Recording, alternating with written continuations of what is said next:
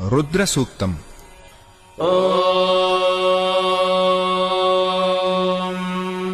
परिणो रुद्रस्य हेतुर्वृणक्तु परित्वेषस्य दुर्मतिरघायोः अवस्थिरामघवद्भ्यस्तनुष्वमेध्वस्तोकायतनयाय मृडया सुनिश्रुतम् गर्तसदंयुवानम् मृगन्न भीममुपहत्वमुग्रम् मृडाचरित्रे रुद्रस्तवानो अन्यन्ते अस्मन्निवपन्तु सेनाः मेढुष्टमशिवतम शिवो नः सुमना भव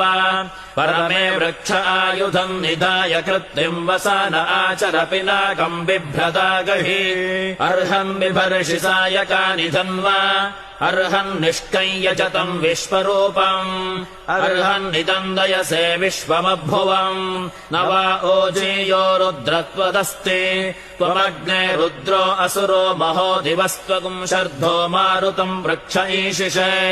त्वम् वातैररुणैर्यासि शङ्कयस्त्वम् पूषा विधतः पासि नुत्मना आवो राजानमध्वरस्य रुद्रगुम् होतारगुम् सत्ययजगुम् रोदस्योः अग्निम् पुरातन यत्नो रचित्ताद्धिरण्यरूपमवसे कृणुध्वम्।